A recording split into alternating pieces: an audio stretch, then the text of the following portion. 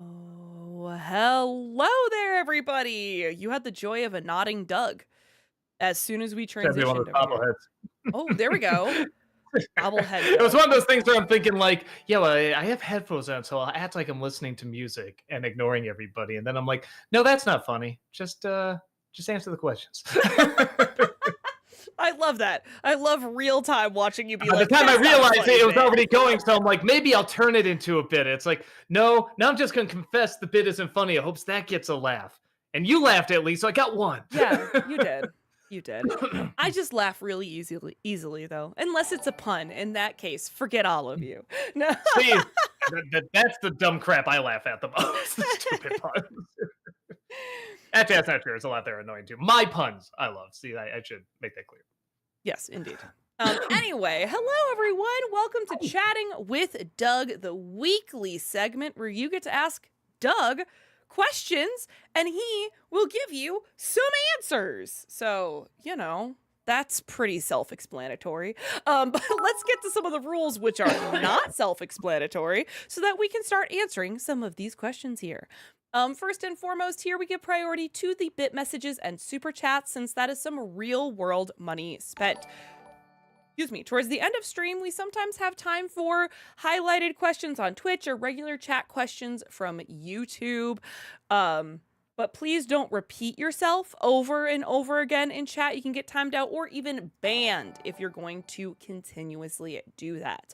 On the YouTube side of things, we prioritize super chats that are $5 and over. We have a large volume of questions, so this is just a way that we can prioritize and still be able to get to some of the non-paid questions, hopefully.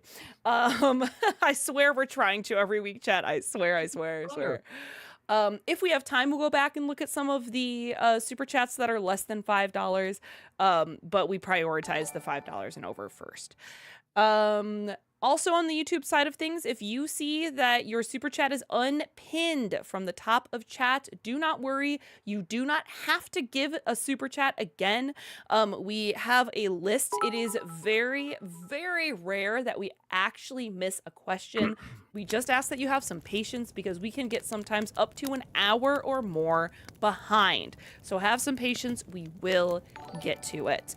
Please watch the length of your question. The longer it is, the faster we have to read it, the more likely it is that we lose the point and we do not have time to reread it and try to figure out what you're trying to say. So short and to the point is better. Along those same lines, if you absolutely must break your message up into multiple parts, keep it to 3 absolute maximum. Again, we just tend to lose the point if it's more than 3 and we don't have time to figure out how message 12 relates to message 7 and just 3. Okay, keep it to that. Also, please keep it to 1 question per bit message or super chat. We have like 100 people here wanting to ask Doug a question, so it just doesn't seem fair if you get to ask 5 questions in one and they haven't even had a chance to ask one. Okay, so keep it to 1 question per bit message or super chat, please. No spoilers. Not everyone has had a chance to see the season finale of Last of Us or everything that's happening. So just no spoilers. Don't be that person. Okay? Doug, no swearing. That's right. Yeah, that's right. And Darn it. I think that's it. I think you got it. I think we good. Yeah, I think so too. All right. I think we good. Let's do it. At Movies, thank you for the 500 bits. Can you do a top 11 best movie remakes or at least a Doug Rants video? Uh, man, that'd be rough.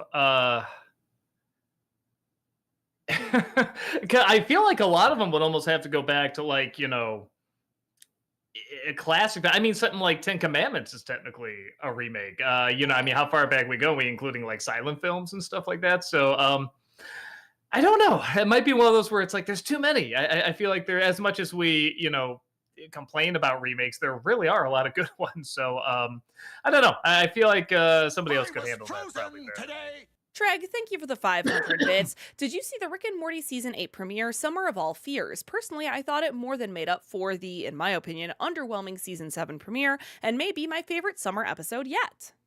No. I have to check that out. I'm not sure where to. I usually just see stuff on Max. Maybe it's on Max. So I'll try to see if it's there. If not, I'll just wait till it pops up there. Alexander, thank you for the 500 bits. One of my favorite parts of The Emperor's New Groove is when Kronk does his own stealthy theme music. I honestly wish we could listen to the full recording of Patrick Warburton scatting.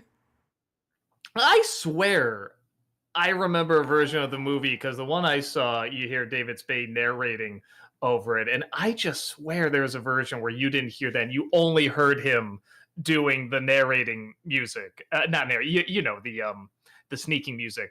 So yeah, maybe I probably just Mandela affected that, but I swear there's a version out there. Yeah, because when I was watching, I'm like, oh, that was in there. He was talking over it. Oh, come on. Elite, thank you so much for that 33-month subscription over on Twitch. Welcome back. Thank you. Appreciate that. Hello, Heather, Doug, and Chaplin. Now, Chaplin, pull the lever. Oh, I guess that froze Doug. Why do we even have that lever? Lol, just wanted to say a big thank you to both of you for always being unapologetically you. It's refreshing in this crazy world of ours and always helps pick up my spirits. So, Miss Heather, Mr. Doug, and chat, thank you for everything. Oh my gosh, so kind of you to say. No, just kidding. No, that's very, very kind of you to say. Thank you. Thank you for being yourself too. Yeah. Truth, Hope, Love, thank you for the $5 super chat. What do you think of the idea of doing a Nintendo biopic? Maybe even more than one film. I hear there's plenty of material to use. Like what? The person who developed like Mario or Zelda, that kind of thing? Is that Yeah, what some kind of like, yeah, or the founding of or Nintendo. or the story of actual Mario and Zelda, like they live in apartments, trying to get work again or something like that. So I did see some of these. Was it? We were just talking about the studio of toys that made us or built America, something like that. Toys that made America, I should say. And I do remember hearing some of those stories, and they were interesting. There's a lot of those. We're talking about the history of Monopoly. I think would actually be a very interesting movie. What was the one I was watching? Was it Smash Brothers? Like the story of the person who made Smash Brothers was really fascinating. So maybe there is something there. It'd be easy for it to be too corny. I see you'd have to get like a really good director and producers to handle it. But yeah, no, there's something there. Alexander, thank you for the 500 bits. Have you seen Mission Impossible: The Final Reckoning yet? And if so, can we expect a review anytime soon?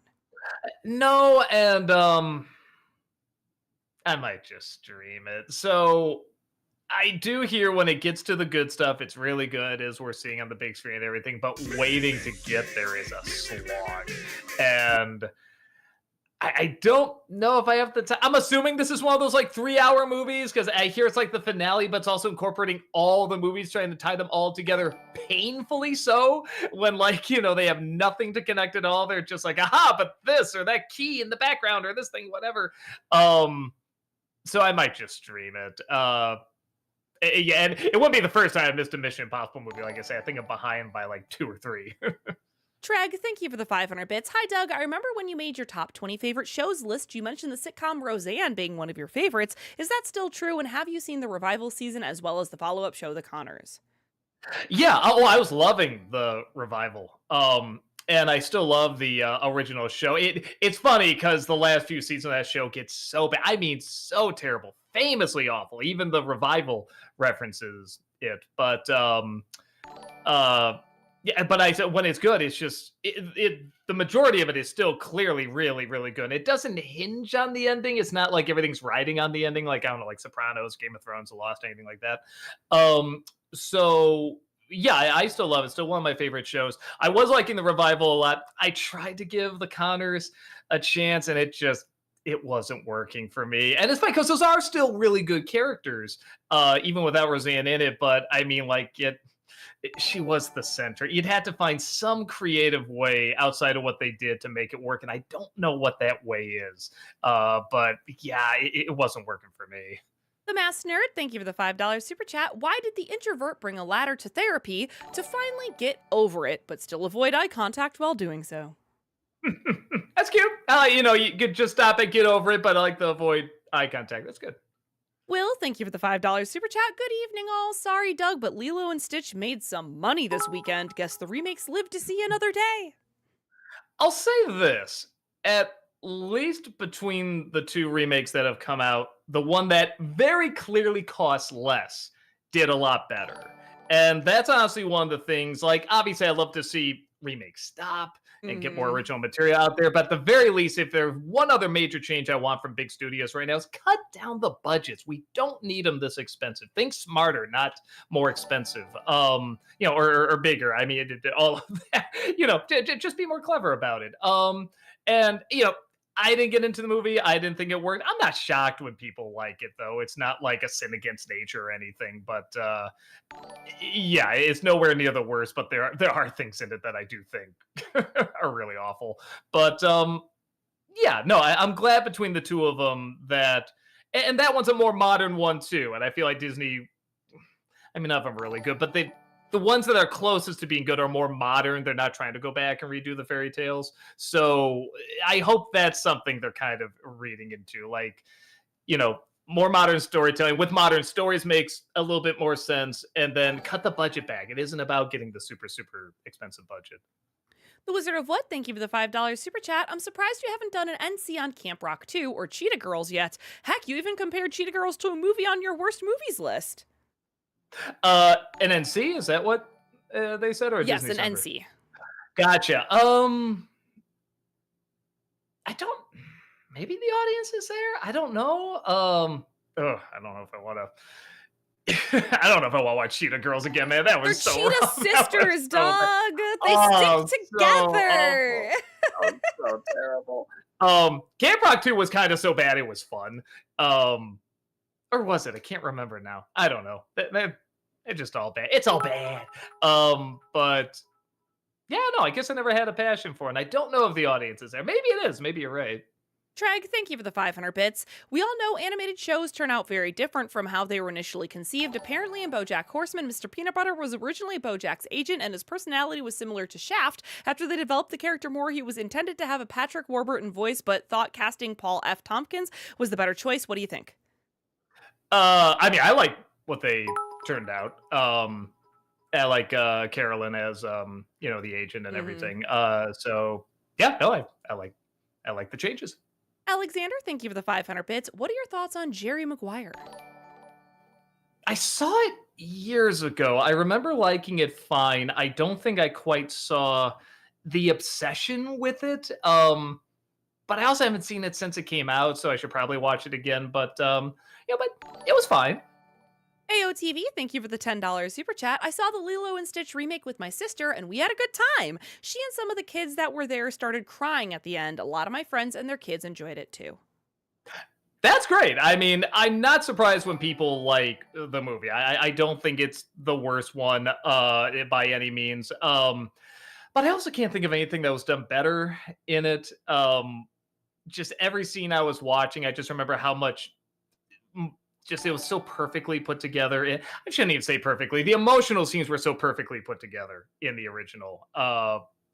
Where when something would work here, I'd be like, okay, but I just remember the anime one doing it 10 times better. So I just still didn't see the point of it. But the big thing is that I'm glad the acting was really good, because that's something that's really fallen behind a lot of these remakes. And I'll say I didn't want to make fun of this poor little girl if it turned out her acting was bad. I'm just gonna be like, oh, it's always rough when you have to really rip kids apart for a bad performance. So I'm glad she was good. I'm glad the sister and all the actors turned in a good performances. The Disney Nerd, thank you for the $5 super chat. Good evening, Dronk and Heesma. How are you guys in your grooves tonight? I'm good, thanks. I love kind of my word. Treg, thank you for the 500 bits. Does a top 11 BoJack Horseman episodes list sound like something you would be interested in doing?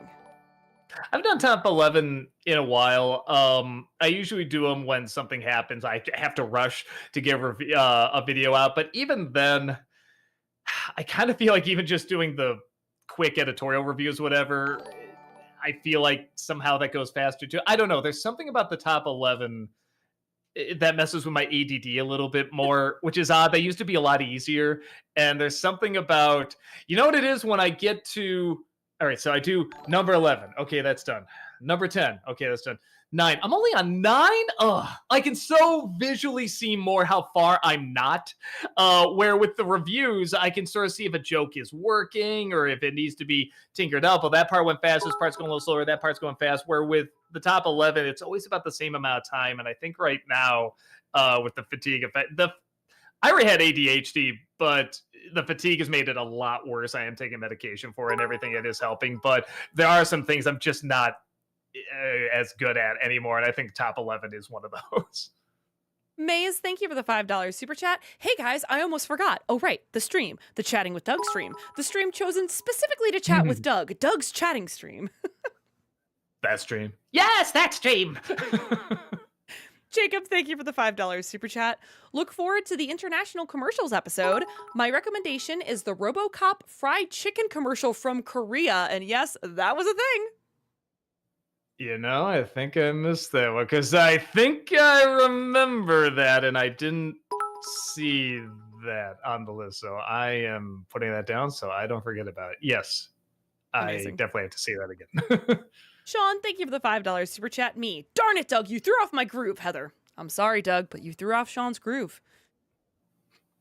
No, me flying out the window. Okay. Dolphin Crescent, thank you for the $5 super chat. Make a poll for people to vote for Doug to play Pokemon Heart Gold or Soul Silver. I think y'all are going to be disappointed if Doug plays a Pokemon game. You're going to be so let down. He's just going to be so bored. I don't know. AOTV, thank you for the $5 super chat. Also, my sister had no issue with what they did to Jumba in the remake and that it was not much of a stretch for her. That honestly wasn't a big issue for me either. A lot of the changes, honestly, I didn't mind that much. It's more during the emotional moments where they try to plan more for laughs or they would back down on how much of a troubled kid Lilo was. But I will say this, because I found out later it was supposed to be a Disney Plus movie. It definitely has that stamp all over it. So it does make me look at it a little differently, but it's still released on the big screen. I'm going to judge it that way. But yeah, like changes like that didn't bother me. Kevin Lane, thank you for the $5 super chat. If your past self was killed, then how the heck did you make it back? Well, it's very simple. No, I don't know. It was I killed him. There, that explains it. It doesn't, but that explains it. The Westinator, thank you for the $5 super chat. Who are your top 3 picks for celebrity guests if they brought back the Muppet Show today? See, P. Diddy, Kanye West. Just to see what they do. I don't know. I feel like Hugh Jackman would have fun. Or get ones that I don't know are just super cynical and I feel like would just look wonderfully uncomfortable there, like Bill Murray or something like that. You know, just ones that are kind of known for being like very cynical and would just be, you know, kind of awkward. Oh, actually, Aubrey Plaza would be great to see. Ooh, that'd be how fun. she would handle that. Yeah, so there you go. Treg, thank you for the 500 bits. Thoughts on Spinel from Steven Universe? Personally, she was my favorite part of the movie. Spinel? I'm sorry. I think you said it right. I think Spinel. Yeah, the animation on her was so cool. And I do remember the character being. I feel like maybe I'm confusing it for the epilogue series, but I thought they did something like that before. But I think I could be confusing it for Steven Universe Future. But it was done good. It's one of those things where I feel like when they start going to the backstory, I'm like, all right, I already know where this is going. I kind of know how the rest of it's going to play out, which is fine. It's still done well, but I did always kind of like there was a surprise element to a lot of that show. I wish there was a little bit more of that in the movie, but no, she was done well. Jamie, thank you for the $5 super chat. Rewatching your Mr. Nanny review made me remember that in the background in one scene, you see a guy throw his dog in the river. No, not joking. Yeah, that's right. Somebody, I saw that like in a YouTube video somewhere, just weird stuff that happened in the background for real. And I saw them like, oh, that's crazy. And then we brought that up. I'm like, oh yeah, I did reference that in the movie. At least I think I did. It's been a hot minute, but yeah, no, it's bizarre. Movie Mike, thank you for the 500 bits. In 1993, an actor named Stuart Wilson played the villain in Teenage Mutant Ninja Turtles 3, and then in 1998, he played the villain in Mask of Zorro. Talk about going from something awful to something great. Also, do you have any plans to review either movie? That was the same guy? Really? Huh. All right, yeah, I can kind of see that. Ooh, I do kind of want to go back and watch both those again. At some point, I wouldn't mind doing the original Turtle movies again. But again, I don't know if there's an audience for it. We did a poll a long time ago for, what the next theme month should be, and one of them was Ninja Turtles, redoing the Ninja Turtle movies. I thought that would at least be close, like a close second, but it wasn't even like, A contender. close at all. So I'm like, yeah, maybe the audience isn't there, but I wouldn't mind going back. I don't know. It could be something like just the last year I'm doing this. Maybe I'll do them then because it's like, what I have to lose? I'm doing whatever I want. Kevin, thank you for the $5 super chat. Remembering what you said in your review, how exactly would you compare KFC and Popeyes? How would I? Amazing and eh. Treg, thank you for the 500 bits. Since you just reviewed Emperor's New Groove, what are some of your favorite animated comedies? Some of mine are Lego Movie, Kung Fu Panda, Arthur Christmas, Shrek 2, Roger Rabbit, Triplets of Belleville, My Year of Dicks, and Tokyo Godfather. Yeah, well, I mean, we're going by last. Even some more than that. Shrek 2, Arthur Christmas. Actually, honestly, a lot of the ones that are really funny also have that emotional side to them, don't they? The Mhm. Inside Out movies. Those are good. Ryan, Oh, thank I feel like Robin Hood kind of counts. Honestly, that movie's hilarious. Ryan, thank you for the $10 super chat. Hi, Doug. I know you haven't been a fan of live action remakes, but could you give your three favorite Disney live action remakes ranked best to worst, or shall I say the three you hated the least? uh, yeah. Cruella. Oh, is it Pete's Dragon? But do those count? I don't know because some people it's like, well, they're not really remakes. They're well, Pete's Dragon is, but it's not really an animated remake. Um, I'll say they count just because I I can't think they think about what do. I like in the other ones. Hold on, let me look at the Disney live action The Cinderella remake. one's pretty good. Yeah, Cinderella's not too bad. I remember when that came out, I wasn't that harsh towards it. Yeah, I'll say that. I'll say the Cinderella one. Sean, thank you for the $5 super chat. Have you seen the movie Changeling with Angelina Jolie? Yeah, boy, what a. I should look up the actual story, because I believe it. But it is one of those where I'm like, okay, but how true? Like, what did they actually do? And maybe it is what they show. I don't know. Um, yeah, it is definitely one of those. Truth is stranger than fiction. Because if you were just, uh, just have that come out, you'd be like, oh, come on, this is ridiculous. Even back then, this is ridiculous. But no, I guess it was like a real thing that happened. It's so bizarre. Um, Again, presuming it is true, I have not looked up the actual story, but I feel like that's such a major point that they wouldn't get that wrong. The main focus of the story. So yeah, no, it was very bizarre. Superdroid, thank you for the 500 bits. Hi, Heather. I've been wanting to know, why do you hate B movie so much? What is it about it that makes you hate it? The puns, first of all. No, but I don't like super hate it. I don't think I've ever sat down and actually watched the whole thing before. I was just teaching when it was having its moment as baby's first troll movie, where my Mm. students were quoting it left and right. I got a couple of papers where it all opened with, according to the laws of physics, a bee shouldn't be able to fly, or whatever. Like it was like the whole opening paragraph. Like, I just got berated by You B mean movie B-rated? references. Oh my god, Doug. Sorry. By B movie references, quotes, and puns, and it was it wasn't a good time. It was not a good time. Now it's the Minecraft movie. Yep, now it's the Minecraft movie. Kevin, thank you for that 13-month membership over on YouTube. Welcome back. Appreciate that. Do either of you suffer from aches when it rains? My mom says when it rains, air pressure drops, causing certain tissues to swell up around your joints, which is what causes the pain. I know a few people that do, but I don't. I think I get a little tired. But that's about even before the fatigue. I got a little tired, but that's about it. How about you, Heather? I get some knee and ankle aches. Hmm. Isaac, thank you for the $5 super chat. Do you have any plans to do an NC review on Transformers 1? So I've been going. Originally, I was gonna do a video. This is another series where I'm just like, I don't think I can do these anymore. Where I do a compilation of like, whatever, all the I did like all the Twilight movies, all the Shrek movies and stuff.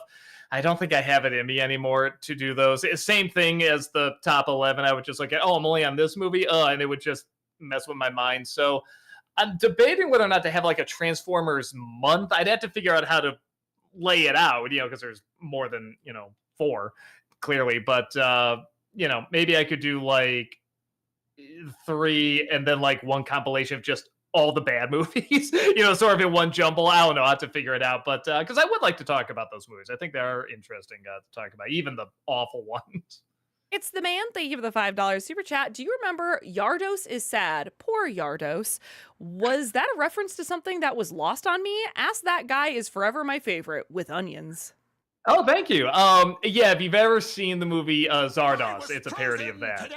And but what I like is everything with Ask That Guy is so bizarre, you could just accept it as okay, this is just weird. But no, see Zardos. Honestly, don't have to see Zardos. Just watch the opening of Zardos. It's a parody of that. Stead, thank you for the $5 super chat. Doug, if you didn't know, Minecraft has an avatar called Steve. I can't even imagine what a whack job Jack Black seemed like to you in the trailer. Uh, yeah, anything I didn't follow, I'm like, all right, that's probably just in the game. I will say, when I reviewed it, and people were quoting the lines, kids were quoting the lines in the movie theater. I thought they were lines from the game. I didn't know that the advertisement was played so much and was everywhere for kids that they just started quoting it. And it's like, we're going nuts with it. Yeah, that's like part of the trend. That's where the chicken jacket, all that stuff came from. So I know that now, but I still don't know much about the game. The Mass Nerd, thank you for the $10 super chat. My thoughts on Transformers movies are mixed. The first one was awesome, part 3 was good, part 2 to 5 were but in a strange way they feel good. Also do first viewing with Rob and Heather. Oh, on Transformers? Well, do you get the Transformers or no? They're all right. Yeah. Yeah, we'll see. Man, even if we did a month, I don't know how I would do it. Like I said, maybe just one compilation of all the bad movies, but there's still so many. I'd have to really sit down and think about it. But I like to. Like I said, there's definitely stuff I like to talk about with them, just as a franchise. Treg, thank you for the 500 bits. Since we got a third Benoit Blanc mystery coming this year called Wake Up Dead Man, which film do you prefer and why? Knives Out or Glass Onion? Knives. How do I put it? Glass Onion was funnier. But Knives Out really had me guessing. That it did something I never saw a mystery do, which was the mystery is, what is the mystery? Because I'm watching this and I'm like, all right, there's the detective, there's the murder, we seem to know who did it and everything. So what is the mystery of this mystery? And then as it goes on, it reveals it and everything. And I'm like, that was good. That I like when a movie does that, especially a mystery. So yeah, I guess I say Knives Out I like a little bit more, but Glass Onion is funnier. Will, thank you for the $5 super chat. Possible NC on Mr. Megorium's Wonder Emporium. Apparently the director disowned it after seeing it referenced in a Breaking Bad episode. That's what did it? I'd see that as an honor, but maybe not. Yeah, I never saw it. It's always one of those, I have it on the list. It's another one where I don't know if it has a following or not. I'll say if it has a following, it's got to be a massive following. It's got to be like the Minecraft movie where people are like, oh my God, just so crazy, whatever. So maybe it is on the list. I'll see if I get around to it at some point. If I did, it probably would be like a January movie. Case, thank you for the $20 super chat. Really appreciate that. Thanks to your video about movies you like that everyone else hates, I'm an unapologetic fan of G-Force. The human actors take their roles so seriously that it works for me. If only the humor was a bit more subversive. Yeah, or funny. No, I agree. Zach Galifianakis is so weirdly taking that seriously. I mean, just the dumbest line. And we know what a great stand-up he is, and just how funny he is and everything. So when he has to say lines like he's trying to help the fly out, he says, oh, I hate it when my fly is down. I think he's telling himself, you know what? I'm just going to say this so serious. Like, I'm in a drama that at the very least it's going to make me laugh, kind of thing. And to some extent, I got to respect that. Will, thank you for the $5 super chat. Your turn, Heather. What is the best... Oh, sorry. It went away for a second. There it is. Nope. Why is this happening? Okay. What is the best movie acting scene of all time that you've ever watched? Gosh, that's so hard. That's so hard. I don't even know. I mean, I love This is so stupid though. I love Heath Ledger in Dark Knight. I don't know specifically what performance I would say is like the best or like what scene is the best. Also, like I feel like I don't even know. Sorry, I'm not making much sense because it's like this is hard. This is difficult. It is Maybe hard. I mean, Heath Ledger is not a bad choice. yeah, I don't know. Maybe something from like Jojo Rabbit though too because Mm, man, that movie is acted so well, both yeah, it humor is. and comedy, and the way it switches is just like I think I mean humor and drama. yeah, sorry. Humor and drama. That's what I meant. Thank you. I'm trying to think and speak and it's not working well. Trust me, I know it's not easiest for me either sometimes. So I don't know. I'm not answering your question well, but I gave you generals. Jack, thank you for the €5 super chat. Hey Doug, what original DC character would you like to see DC Studios make?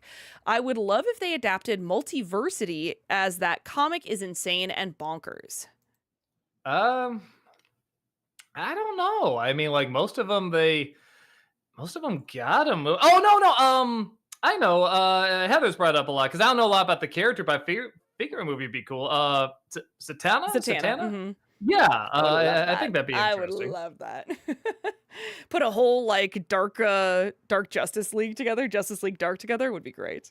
There you go. Future movie actor, thank you for the $5 super chat. I honestly don't know why they felt like Battle of Five Armies was a better title for the movie than There and Back Again, which still fits really well. Um, yeah. Well, it's truth in advertising. Most of it is the battle of the damn five armies. So maybe that was the idea. Porcupines, thank you for the 500 bits. Last week, someone asked if there were any boring Tim Curry performances. I found one. It's his role in the TV movie adaptation of the Terry Pratchett book, Color of Magic. Seriously, he plays the villain and doesn't even ham it up. Hmm. I mean, it doesn't always have to ham it up. I mean, it could be a solo performance, or maybe you're right. Maybe it's just boring. Yeah, I haven't seen it, so I don't know. Noah, thank you for the $5 super chat. You said playing Last of Us didn't feel like a game. It was that good. I guarantee you'll have the same experience in The Telltale's Walking Dead. Um, yeah, but it's already zombies and stuff, so I don't need to. No. Like I said, if whenever we do, I can talk. Whenever we do the next voting, yes, we'll see if we can fit it on there. Maze, thank you for the $5 super chat. I got to see Lilo and Stitch live action, and I was so mad about how they made. I mean, I guess I don't know if it's a spoiler or not. A certain character, the villain, I turned into Walter. How could you do this to me? I I was more laid back about it. It's not something I demanded, but I think just for trying to keep the storytelling a little tighter and everything, I'm like, yeah, okay. But I will say this: as I, it's fun seeing people's different reactions because I've seen people just either really liked it, like this is surprisingly good, or just despise it. It's like I don't see much middle ground with it, and I think part of it is there's so much Ohana meets family, and they don't do a ton with that. Definitely not as much as the other one, because yeah, the characters are kind of seen as bad guys. Kind of go and live with them at the end, like characters you wouldn't think would be family, kind of end up being family. Which they do a little bit with Stitch, but so I can see how people would be angry at that. Then with like what they do with Nani and stuff like that, but I don't know. It was the least of the offenses, in my opinion. Random Uper, thank you for the $10 super chat. Can you please review the movie The Sound of Freedom? It's a difficult movie to get through due to the subject matter. Not a dry eye in the theater. More people need to be aware of what's going it. Probably that's definitely not nostalgia critic material. So probably not. And honestly, the people I do know who saw it, I mean, there's definitely a fan base there for it, but like most of the people I know they're like, it's all right, at best. And they're people who's I usually have the same taste in movie with. So, I don't know. I feel like there's a million other things I'd much rather see than that. So probably not. I mean, if you enjoyed it, great. But I mean, like, I don't know if I'm gonna check it out. Too bad. Thank you for the £5 super chat. Would you rather be forced to listen to Cranky Kong's Mario movie voice for 10 hours straight or Mhm. Jar Jar's prequel voice for 10 hours straight?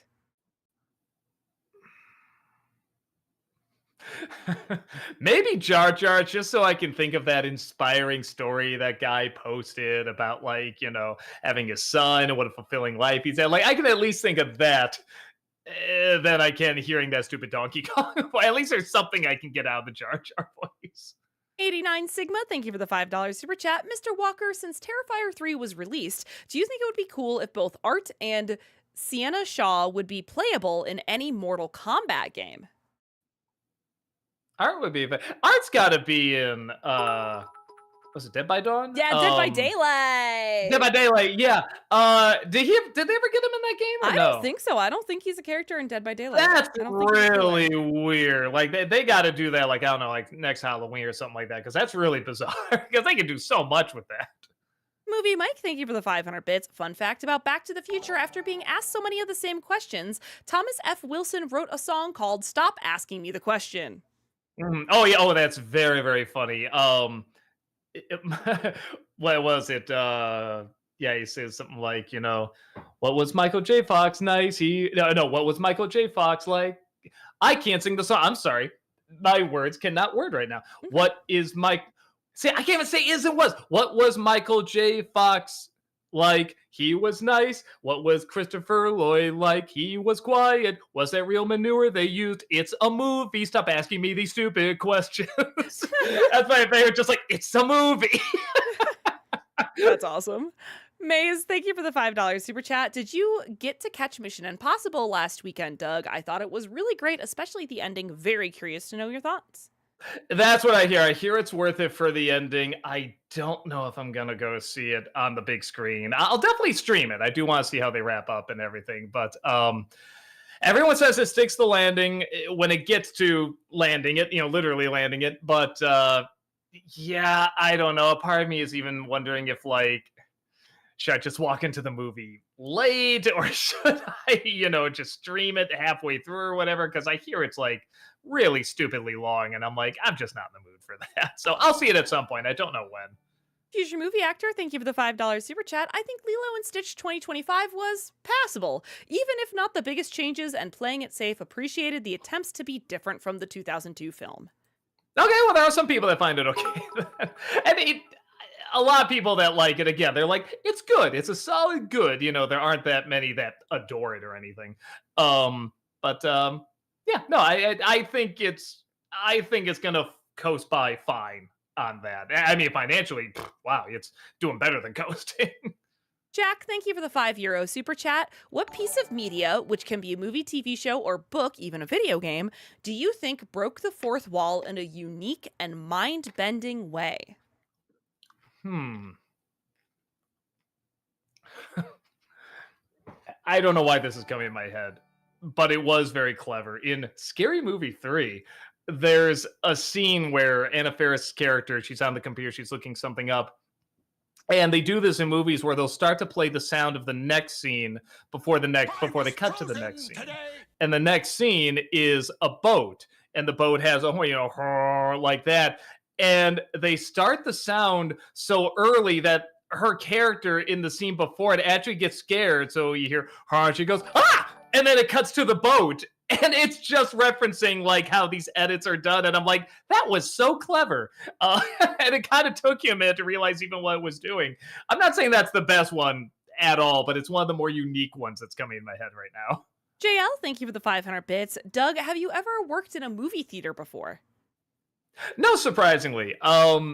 This is gonna sound silly. I've done, like a lot of janitor jobs and stuff like that. I've never done a cashier job. Cashier scared me, and I don't know why. I always felt like I Interesting. wasn't gonna figure out the machine. And I mean, they've come so far, especially like, for what you put in, it does the math for it does everything for you now. It just, teens are barely even pay attention, it does the job for them. But for some reason, I was really scared of those those cash registers for some reason. So yeah, no, I never did.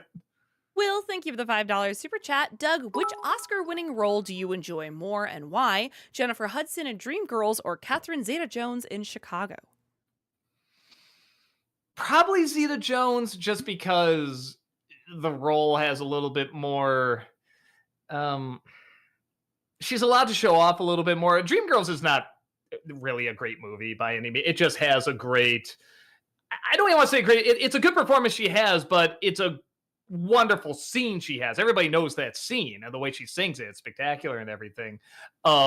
But yeah, where Zia Jones is just entertaining throughout the whole movie, and the whole movie's entertaining as well. I feel like she just had more support for that. Better stuff backing her up. Where Hudson, I don't want to say she just had her voice because the voice is amazing. Fantastic.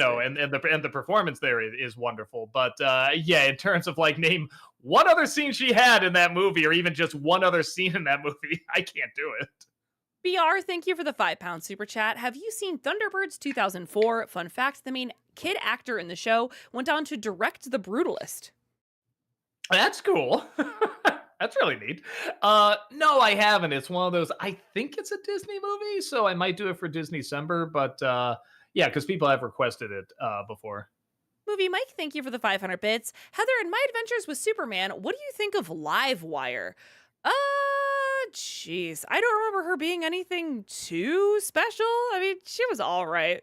But I don't know. It wasn't anything crazy good, left a lasting impression on me, Ice Luigi Star, thank you for the $7 super chat. Question for both of you. Name the top 5 moments in Pixar that made you emotional or cry. I mean, I don't know if we could do top 5, but not to be that person, cry. The opening of Up. No. Yeah, I mean, the only one I can think of, because I mean, that's the thing, because, I'm a big, strong man, but I'm just not that big a crier. But I can still say there's emotional moments. And for whatever reason, the weirdest things make me cry. And for me, it's the opening of Coco when the kid is just so excited to be with his grandma, puts all this energy into, putting the wrestling mask on her and him and describing what happened and just jumping around saying how his day was. And he just knows she can barely even comprehend who he is. And he loves just being with her and entertaining her. And so that was just so goddamn sweet. Yeah. And I'm just like that got me more than the ending, because because I'm familiar with those moments. I know what those moments are trying to do and they're done well. But then there's like those unexpected moments where it's like, oh, I didn't know this would hit me. Like, that's actually very, very touching. So yeah, that moment really got me. Power Fan, thank you for the 51-month subscription over on Twitch. Welcome back. Appreciate that. And they just say, love the content. Thank you so much. Vampire Logic, thank you for the $5 super chat. Kiss, Marry, Kill. Jinx from Arcane. Nani from Lilo and Stitch. Princess Peach from Mario Bros, specifically from the movie. Oh, from the movie. Kiss, Marry, Kill. How old is Jinx? I just realized that. Great question. Doug has a clarifying question. I mean, she could be. I don't know. But yeah, it's one of those things. I'm like, I should probably know that before answering this. Just to be safe, kill Jinx. There, that's my way out. It's weird when that's the safer option. Let's see. Was it Mary Kiss? Was it Peach or Nani? I guess Kiss Peach and then marry Nani. I don't know. Nani's like, I'm sure she's got like some cool story. Like she got through it eventually. She worked through it. I don't know. Future movie That's the closest I can think of. Yeah. Future movie actor, thank you for the $5 super chat. Final Reckoning was really good. Don't think Dead/Final Reckoning needed to be two-parter though. The story arc and action scenes could have been one easily. I also heard, yeah, the whole, when you see what they do where they just tie it into all the movies and stuff like that, it just looks so weird seeing Dead Reckoning Part 1 and then Final Reckoning. That just looks so weird. So yeah, you're probably right. V-Man, thank you for the $5 super chat. I hear you're looking for international commercials for this November special. While not international, there's a Puerto Rican 7-Up commercial where a guy teleports into a large can. I'll check it out, and it's not for the November special. We're actually doing we're trying one out where we're trying a special, now, like in a month or so. So yeah, we're gonna see how that works. Jack, thank you for the €5 super chat. What are your favorite Stephen King stories? Mine so far are Misery and Life of Chuck. Any recommendations? Yeah, that's pretty good. Gerald's Game is wonderful. That's a very good story. What's some other ones? Oh, there's what's it called? It's a short story about this guy trying to quit smoking. If you type that in, you'll find it. That's very clever.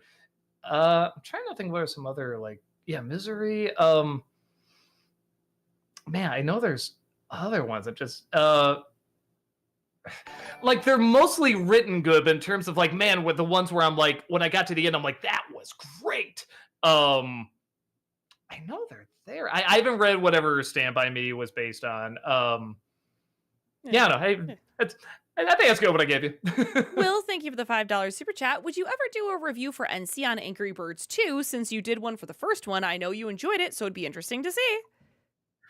Maybe I don't know if the crowd is there. Well, nobody went to even see the movie, so my guess is they wouldn't. And yeah, it's a solid, good movie. I don't have a ton else to say about it, honestly. It's like, no, it's good. It's funny. Yeah, I don't have a ton else to really mention. Loopy Shot, thank you for the $20 super chat. Because Thank of you. ENG, oh, Emperor's New Groove, got it. What other movies do you think would greatly improve if the villain were the main characters? Heather, you can have a rather creepy and intimidating walk when the need arises. Jason Voorhees is shaking. Oh, in what in the review? Okay, now I Yeah. see what I'm talking about. But I feel like I mentioned that a lot, and I can't think of them. Man, I feel like I've said that so many times in reviews. I wish this movie was just about the villain, and I'm totally blanking. I'm sorry, I'm blanking. Yeah, I'm sorry. I can't think of it. I'm so sorry. You know what? But you paid. I'll see if I can look up like a list of like because that's got to be a thing. Maybe while we go to the next Okay. question here. Unstable Goat, thank you for the 50 SEK through Super Chat. Hey Doug, a cultural difference I noticed is that here in Sweden, The Emperor's New Groove was considered different and extremely funny from day one. Uh well, I think the people who saw it seemed to like it. Like people did, like critics did seem to enjoy it. Uh, and the crowds that saw it liked it. Okay, just not that many people went to go see it. So yeah, no, you're not alone on that.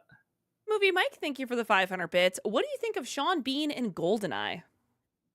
Oh, he's great. Yeah, I love the way they handled him, and I love the way he played it too. Yeah, no, it's definitely a lot of fun. Ultimate Frozen fan, thank you for the $5 super chat. Doug, thoughts on the Phineas and Ferb revival? I'm hyped. It was one of my last Disney shows I enjoyed and my fave. I couldn't get into what came after. Uh, yeah, I'm excited too. There's always a part of me that's a little nervous about when a revival happens because it's like, oh, but the original was so clever. But yeah, I mean, the little bits that I saw, like the little previews and stuff, looked funny. So yeah, no, I'm excited for it. And I saw one in terms of villains that should have taken over the movie. I'm like, ooh, I can't believe I didn't think this before. Alien versus Predator. I think it should have just been Alien versus Predator and like one human. That last third was great. I wish the whole movie was just that last third. Brady, thank you for the $5 super chat. Who do you think would win in a fight? Timmy from South Park versus Matt Damon from Team America World Police. Probably Timmy because Matt Damon's strings would get tangled up and pretty easy to defeat, I think. Keyblade Master, thank you for the $5 super chat. Emperor's New Groove was one of my first theatrical experiences and made me love the cinema. Fun fact, Yzma's song made it to the spin-off show. Oh, really? Oh, I gotta check that out. Okay, because I always wanted to see that. Well, I mean, granted, it's a TV show, but I gotta see that. All right, yeah, I'll check that out. Danny, thank you for the $5 super chat. Hello, Doug and Heather. Would you ever do an NC or a Disney December on the original Muppet movie? Yes, that is actually something I'm doing this Disney December. I haven't started them yet, but yeah, that's I could just say I think it's okay. That's the new thing we're adding is Muppets to the list, which again isn't like a major thing, but it's like we already got so many things on there already. I'm like, yeah, I think I'll be all right. Samantha, thank you for the $5 super chat. If you're considering playing another horror game on stream or otherwise, I highly recommend Silent Hill 2 Remake. It's right up your alley in horror. It It was on the Did list we last time I for was gonna voting. say, I think we had it Mhm. on the list, yeah, Mhm. so, maybe we'll put it on there again. Will, thank you for the $5 super chat. In your opinion, Doug, what is a movie scene that has great editing and a scene where the editing sucks?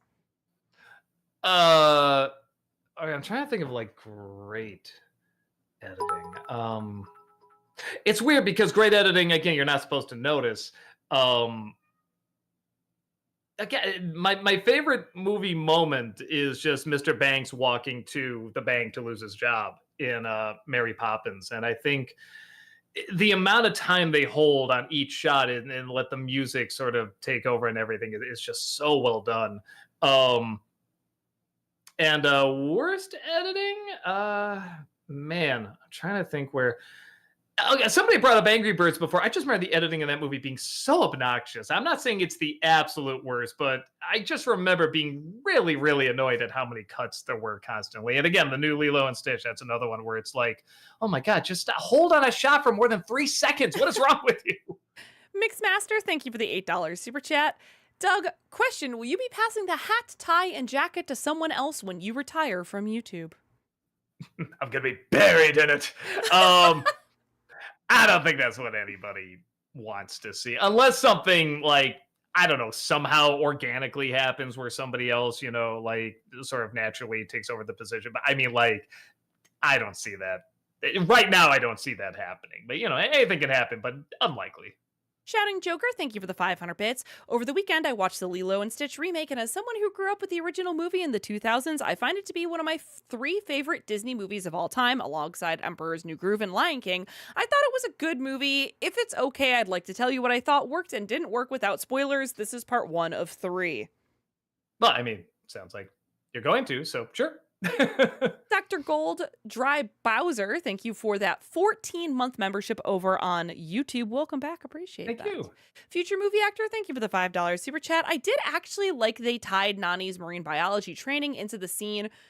Yeah, I don't know if this is a spoiler or not, where she saves Stitch, and also how it made her really invested in him too. Um. Yeah, I guess they. Yeah, I guess I didn't think about that. They kind of do. Not in a major way. In my opinion, there could be much more of a major way. She never talks about it much. It's more other people are saying that she's interested in it, but she never brings it up. Um, I feel like it could have been done better, but I don't know. I didn't hate it necessarily. Movie Mike, thank you for the 500 bits. And Ghostbusters 2, which repeat do you think is worse? Dana and Peter falling in love again, or Peck 2.0? Man, that's rough. Oh, do I have to choose? They're both. I guess I'll say Peck 2.0 only because it's like, why is this guy suddenly a jerk? At least with Peter and Dana, you can kind of be like, okay, well, these are charming actors. I like watching them, and that actor actually is fun. They just don't allow him to be fun in that role. So I guess I'll say him. But man, it's close. Sarah, thank you for the $5 super chat. Hi guys, my late husband found your channel. You're one of the few I can still watch. Thank you for making me legit laugh. Any chance of coming to Dragon Con? If you want us out there, just say, hey, we want Channel Awesome out there, and see if they'll have us out there. And yeah, glad we can help.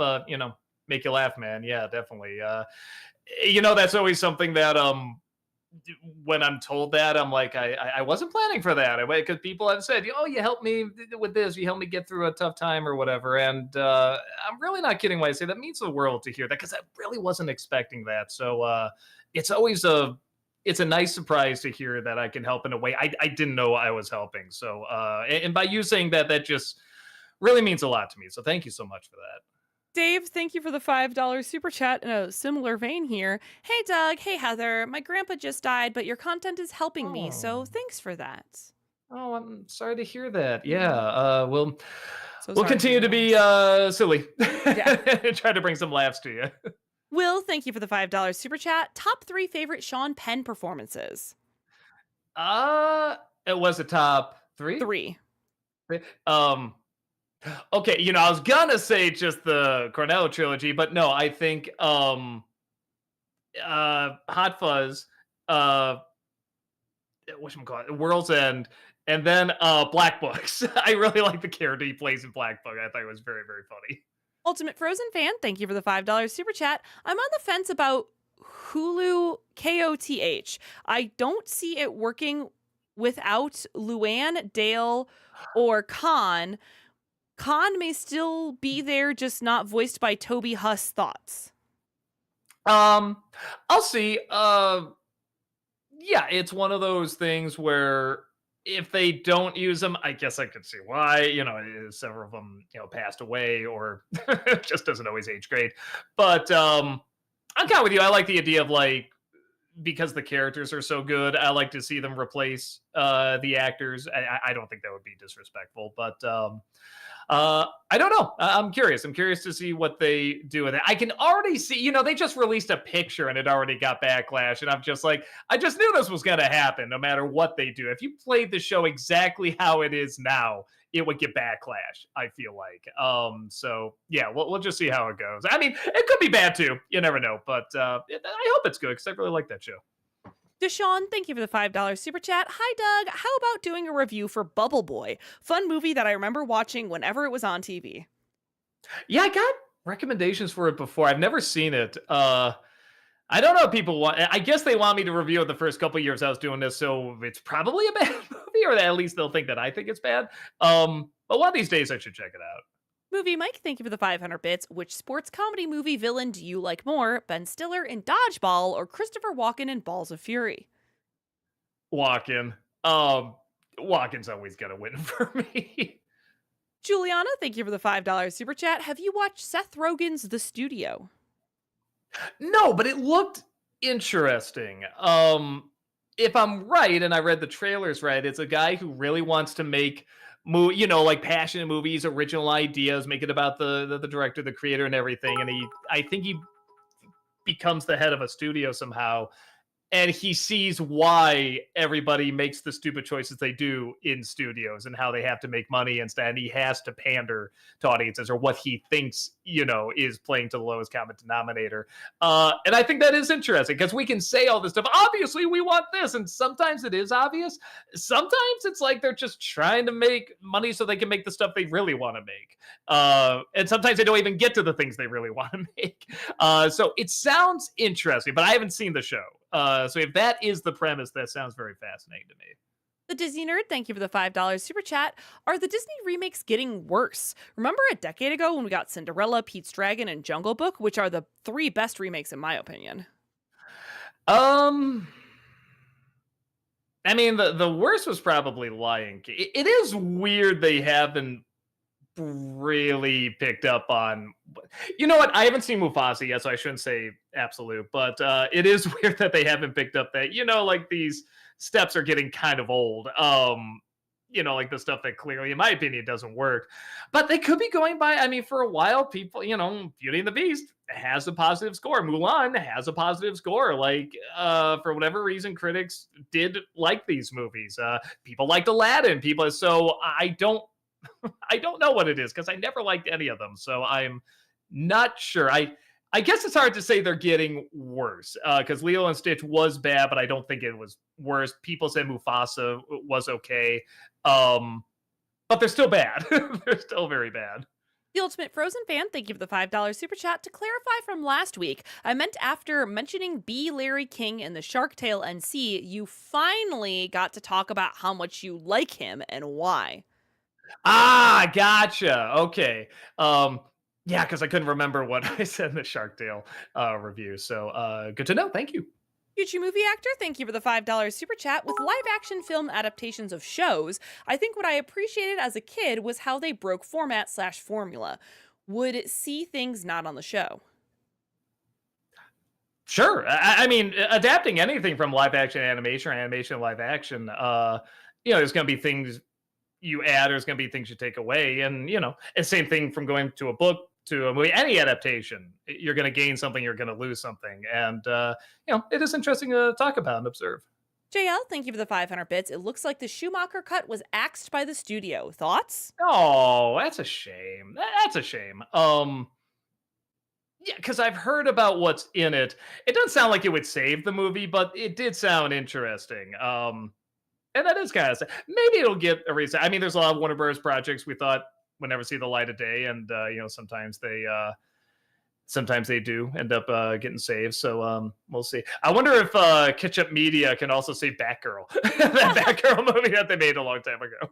Shouting Joker, thank you for the 500 bits. This is part 2 of 3. What I liked about the movie were the performances, especially the girl who perfectly embodies Lilo, the direction, the musical score, some scenes which made me emotional, the fact that they add new material instead of it being like Lion King 2019, and the ending, which I had no issue with, and I thought it was done well since it was a realistic choice. To be continued. Boy, do I disagree on the music. I thought the music was so obnoxious in it, along with the editing. But no, everything else you said, I don't disagree that hard. Nintendo Matt, thank you for the 500 bits. Hey Doug, I saw your post about recommendations for international commercials. I wanted to ask, have you seen the Sega Shiro ads for Sega's 60th anniversary that follow Segata's son? I did. This is so ridiculous. Just again, Rob was over. We were literally just watching it today, and we watched those. And when Segata shows up, Rob literally just said, "I got chills." I'm like, "So did I." Which is so ridiculous, but we just didn't expect him to be there. It's like, because we love those commercials. So yeah, they were very cool. Hutners, thank you for the 500 bits. Hello, Doug. Would you consider reviewing the Beverly Hills Cops movie from 1993 for a Nostalgia Critic or Disney December? It's also one of those rare movies that is hard to find. Oh, Beverly Hills Cop 3. Is that what they said? Or from 1993. Beverly Hills Cops movie from 1993. I mean, I think that's part 3. I never did see 3. I saw 1. I saw parts of 2. And then everyone just said 3 wasn't good, so I didn't check it out. But maybe I should, if I can find it, I guess. Sean49 Doctor, thank you for the 500 bits. Hey, Doug, if you're getting tired of reviewing Stephen King films for Nostalgiaween, there's always Anne Rice. I'd love to see you NC Interview with a Vampire and Queen of the Damned. So fun. I remember one part of Interview with a Vampire being really interesting, which was the stuff with the Kirsten Dunst character. And then everything else being really boring. Boring / kind of funny, just seeing Brad Pitt and Tom Cruise in these silly outfits and their silly voices and everything. Yeah, maybe I'll give that another look the more I think about it. Like, after the comedy is kind of writing itself.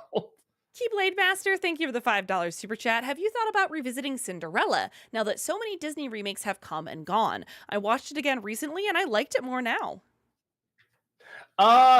It's funny. I get the feeling I would watch it and I would dislike it more. But I don't know if I would hate it.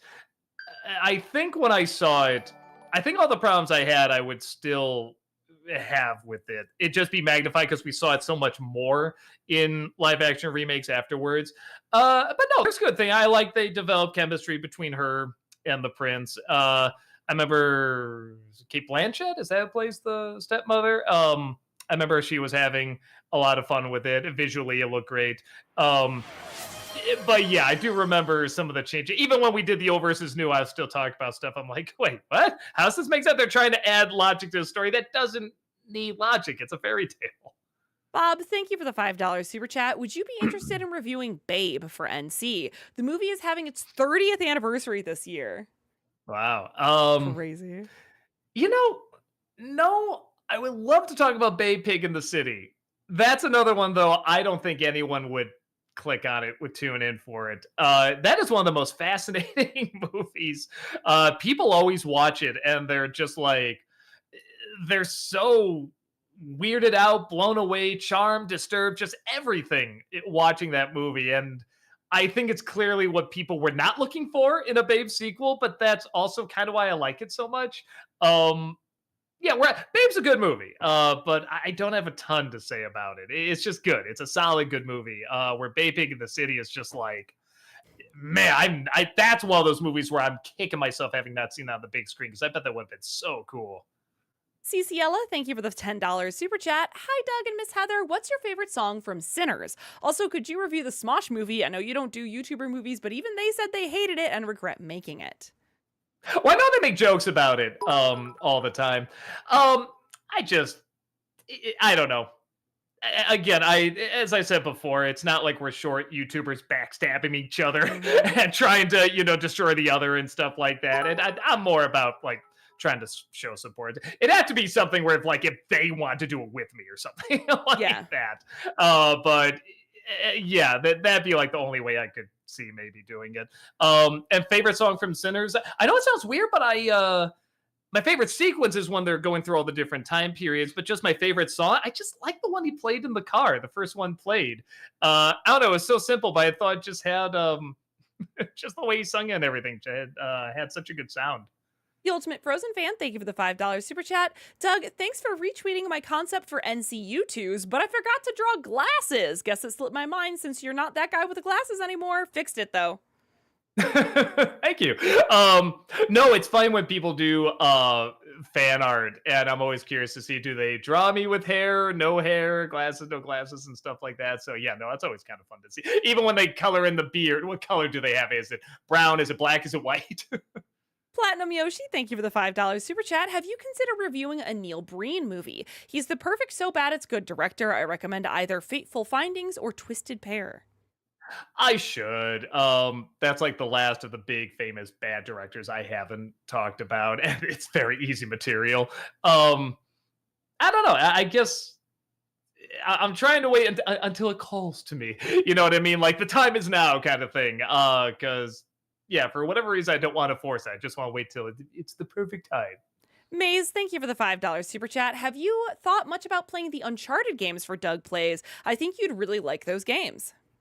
Yeah, I thought we had it on the list Oh, yeah. before. This last poll was between Uncharted and RE2 because Uncharted won on one platform and Resident Evil 2 won on another, and we had to have a head-to-head. So it's definitely yeah. on the list for sure. Yeah, so it'll be back again. Peter, thank you for the $20 super chat. Appreciate that. Hey, Doug, glad you reviewed Emperor's New Groove. It's my birthday today, and this was the best gift I can get. Thank you for being you and doing what you love to do and what we love to see. Keep up the amazing work.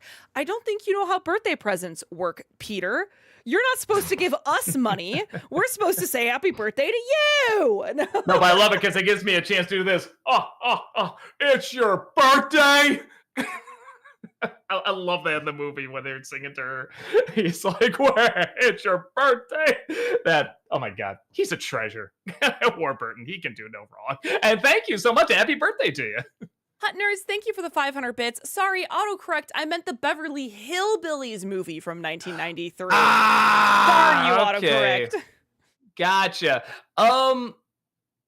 But that's another one I don't see anybody clicking on.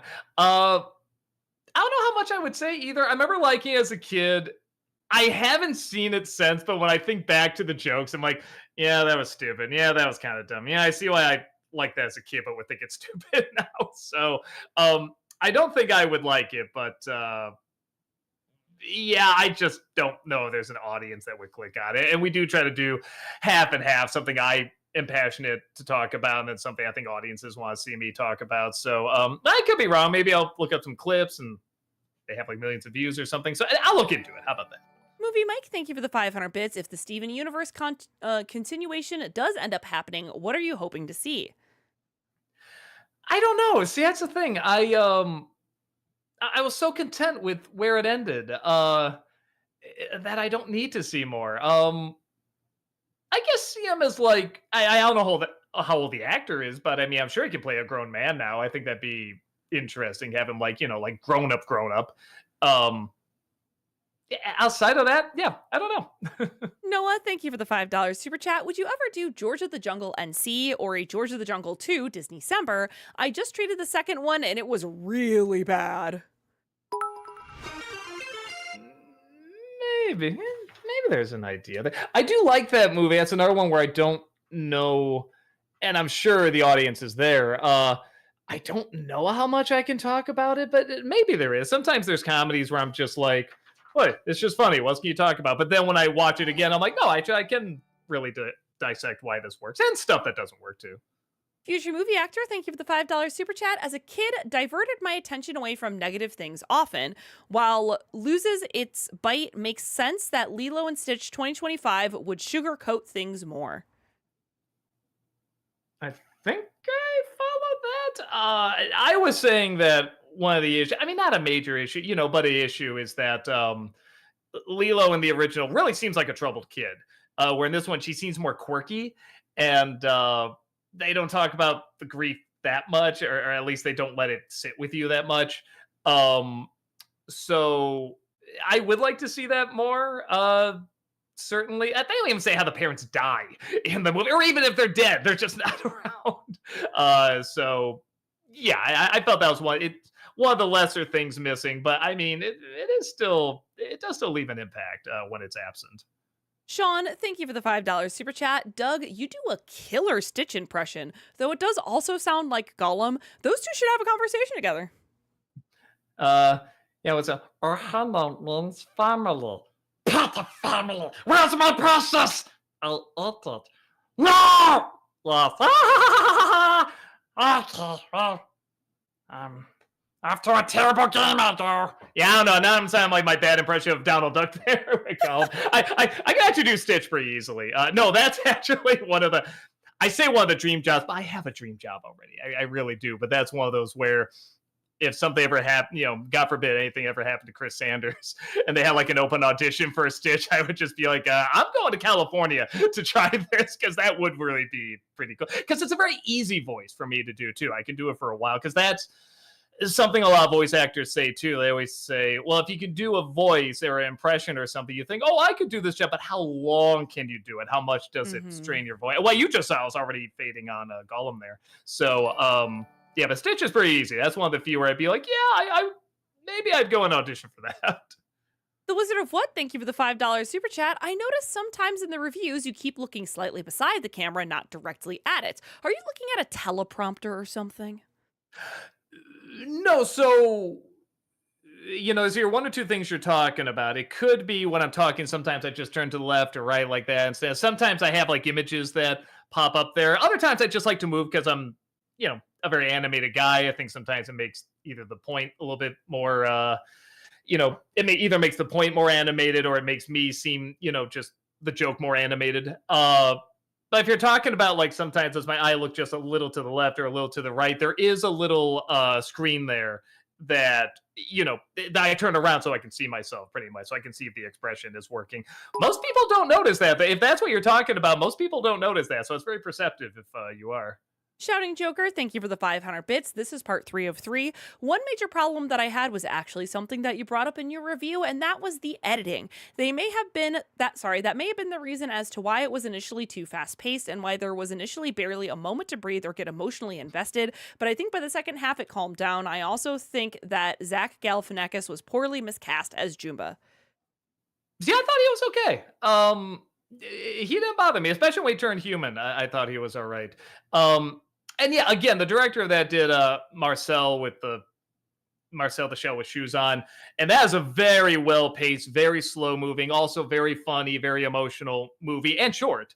So again, I'd be very surprised if this was the movie he turned in. I think he turned in a different movie. Disney chopped it up, and this is what we got. I'd love to see what the original film was, but or I could be wrong. Maybe this is what he turned in. I don't know, but sure doesn't feel like it. Seth, thank you for the $5 super chat. Hey, did you guys get a chance to see Tales of the Underworld? If so, what are your thoughts on what they did with Ventress and Cad Bane? No, not yet. It's But I should super because fast. I like those you characters. can blow through it. You'll blow through it so fast. They're like 15-minute episodes. I saw it. It was good. I think you'll enjoy it. I liked Cad Bane's stories more than Ventress's, but they were still good. It's worth a watch for sure. Okay, I do like those characters. Okay, I'll probably watch on your recommendation then. James, thank you for the $20 super chat. I had a great shopping day. I bought a ton of movies and books. The only downside was lunch. I went to Raising Cane's and it was terrible. The chicken and fries were mediocre, but the sauce was okay and the bread was amazing. See, welcome to the Raising Cane's haters. I'm a member of that club. I've never had a good Raising Cane's experience. We were talking about before, and I can't remember what we thought about it. Like, and so you went there, and I'm the one. Okay. Gotcha. Okay. I believe you. TJ, thank you for the $10 super chat. Hey, Heather and Doug, I just finished the I Am Pee-wee documentary on Max. If y'all haven't seen it, I just finished watching it, and it's amazing. Would definitely recommend. Yeah, I got saved to, on my queue to check out. Yeah, I was very interested in that. James, thank you for the $10 super chat. One of the books I bought you would like called The Blues Brothers by Daniel DeVise. The subtitle says An Epic Friendship, The Rise of Improv, and the Making of an American Classic. All right. That sounds kind of interesting, actually. Yeah, all right. I might check that out. Movie Mike, thank you for the 500 bits. Fun fact about the Steven Universe movie, when Spinell's voice actress Sarah Stiles first sang the song about Spinell's backstory, Drift Away, she cried. From what you remember, what do you think of that song? I remember, like, I haven't seen it since it came out. But I remember liking it. I kind of remember the scene. I think it was on the whatever the different planet. If I'm right, again, I'm not sure if I'm remembering it right. But I remember being good. I remember being effective. But but I never did revisit it. It wasn't a song that was like, it was so moving. I went back and heard it again. But maybe I should. Maze, thank you for the $5 super chat. But Heather, B movie is not that bad. Maybe I'll sit down and watch it eventually. I just, I couldn't face it with the trauma. I was gonna say, I don't know if you're gonna be able to work. I imagine if I grew up hearing that for every day for a long time, I'm someone that thinks the movie's okay. I don't know if I'd be able to get past it. I think I would just keep hearing this. I think there's some stuff that will make you laugh at it, but yeah, I mean, I'll tell you, it's not a crucial movie. For you, I don't think it'd be a crucial movie to see. Isaac, thank you for the $5 super chat. Hey, what's a 2025 movie you're looking forward to out of these? Eddington, Ari Aster, Weapons, Zach Krieger, One Battle After Another, PTA.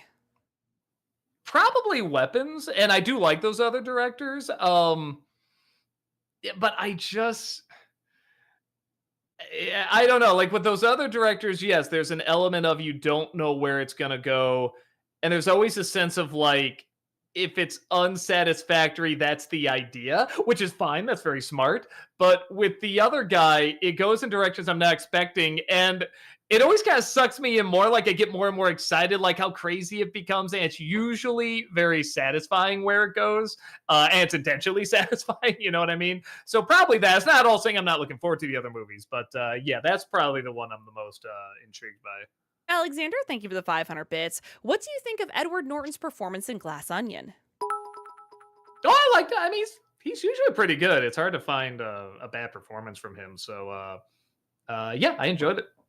TJ, thank you for the $20 super chat. Appreciate that. Thank you. Hey, Doug and Heather, what are your most anticipated movies for the rest of the year? My first is Superman because I worked on it as a location assistant. The second is Zootopia 2. Thoughts on the Zootopia 2 trailer? Just as a trailer, I really liked it. I thought for a trailer that didn't show any footage from the movie, it was very playfully done, but it also made you question what's going on, what's going to happen, what the story. It gives you a little bit of the rundown of the story without having to say anything. So I really like the trailer actually quite a bit. In terms of upcoming movie, I always feel like there's obvious ones I'm missing. I guess. Four. Yeah, him I think looks really interesting. That Tron movie actually looked pretty interesting. I wish I how much I was getting into that. Oh, I guess is the second Wicked coming out this year? That looks kind of cool. Maybe. Yeah, I feel like there's another obvious one I'm missing, but I'm just not seeing it here. So I'll just say those. Isaac, thank you for the $5 super chat. Can you do a critic review month for the Saw franchise? Probably not, for a couple reasons. One, YouTube would probably not allow it because you need to show the gore, and or maybe you don't. I guess Brad's been doing them without showing the gore, but also I never got into them. I mean, like the best one is probably the first one, and I was kind of into it.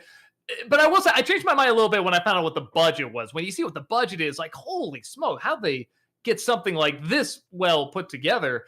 But it is still very of its time. Like they use that fast, crazy editing to work around that they didn't have much of a budget. But I just don't like that editing from that time period. I didn't think the twist was really that great either. I'm like, really? Nobody could tell. But I get why people like it. I like movies where there's a new one every year. That ties into a holiday. There's always, they used to say it's not Halloween without Saw. And it's like, I appreciate that, but it's just not my thing. Future movie actor, thank you for the $5 super chat. While I can understand using Smog's attack as a hook to get people to see the final film, you think the second could have easily ended with it instead? I mean, there's a lot of things you could have just thrown in the second just to wrap up the whole, all the movies, very easily. So sure. I will say after the big fight they have in the cave that goes on too long, if they had to have yet another fight with the dragon afterwards, I mean, I think that just drag it out even more. Drag it out, haha, dragon. But yeah, I most of the things after the first movie I just didn't get into.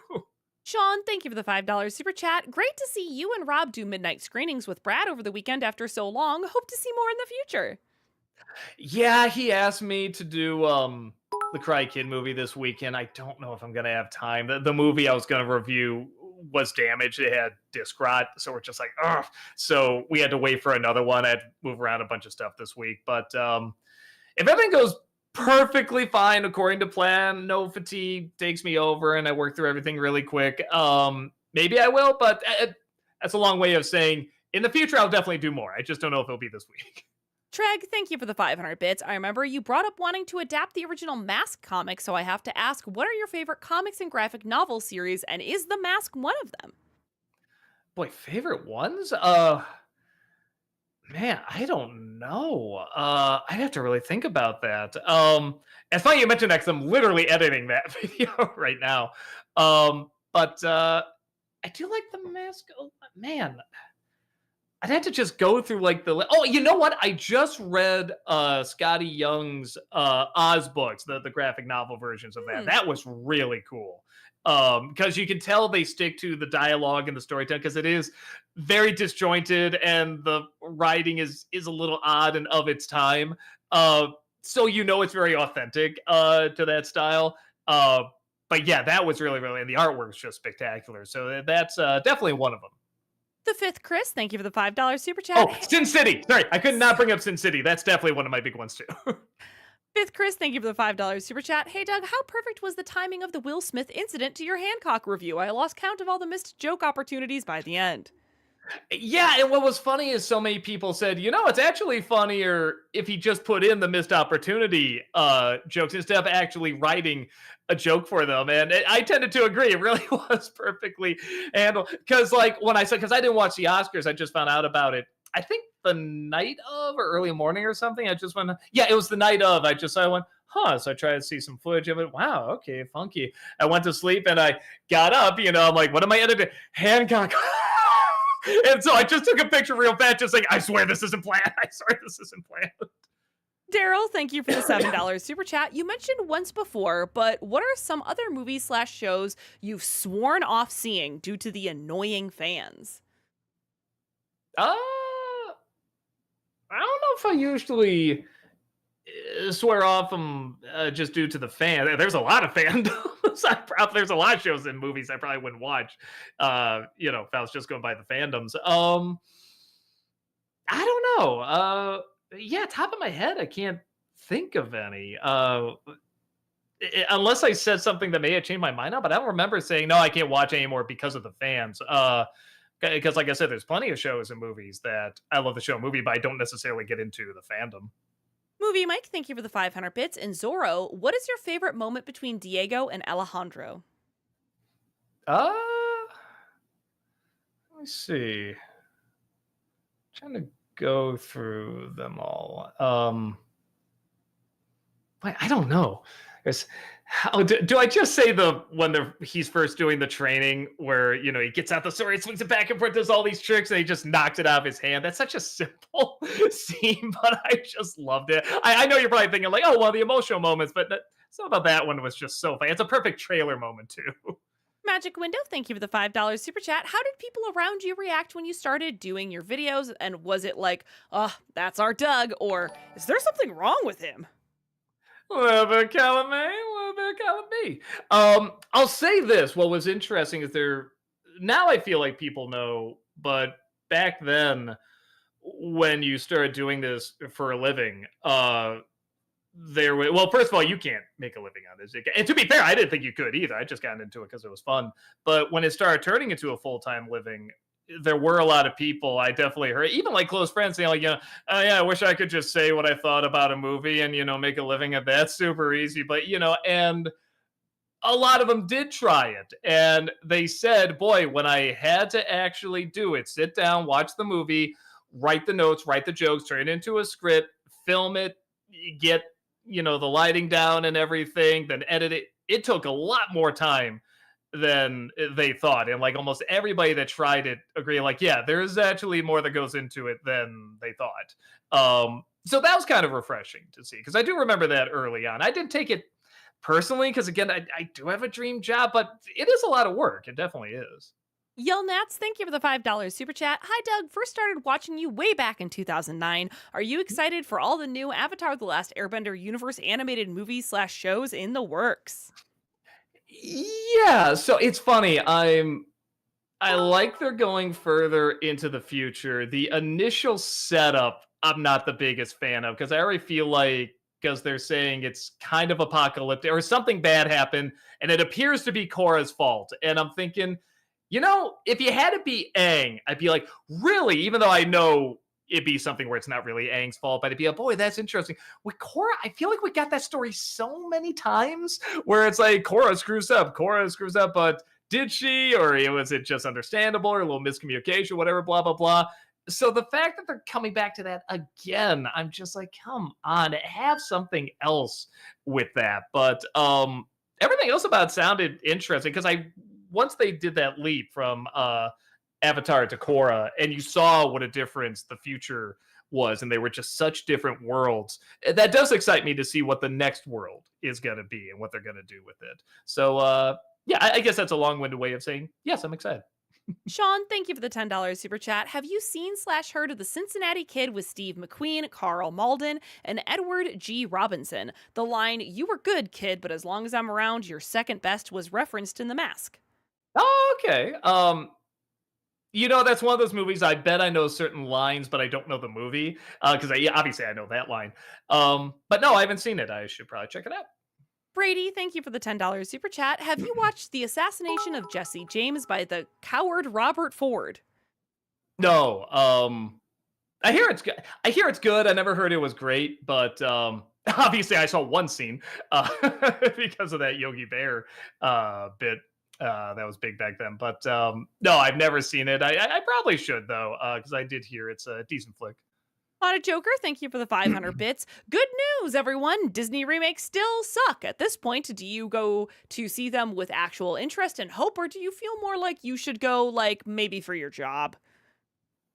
I mean, a lot of it's for my job. Lilo and Stitch, I will say, if I didn't do this for a living, Lilo and Stitch, I would probably still check out. If anything, I just heard, if I didn't see it and I just saw the reactions from everybody, I'd be like, man, I got to see this and decide for myself. Where Snow White, I probably wouldn't check out, or a lot of these other ones.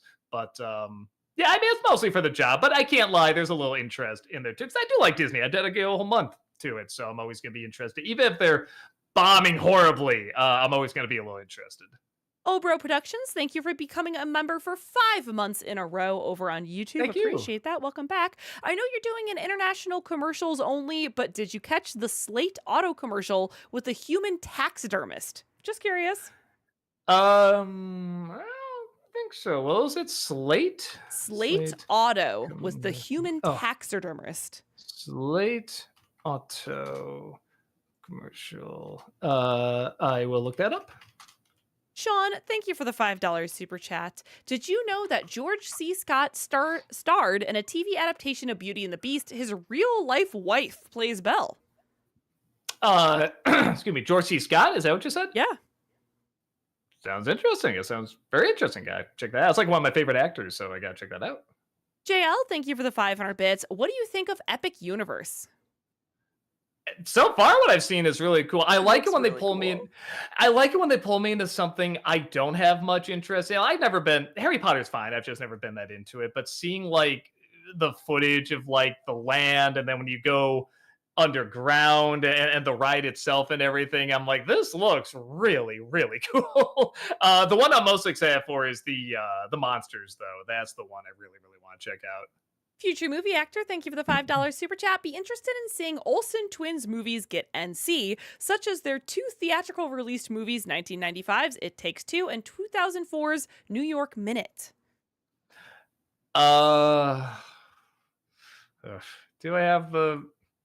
I guess I never have. No, I did Full House, but that's about it. Maybe I should. That's another one where the audience might have passed, though. I don't know if anyone would click on it. Man, were they weirdly a big thing when we were younger. Movie Mike, thank you for the 500 bits. In Good Place, what do you think of Sean? Do you think he's a good villain? Let me double check because I haven't seen that place. I haven't seen that show in a while. Sean, let's see which character that is. Um, boy, did he come up near the end? Oh, okay, I do remember him now.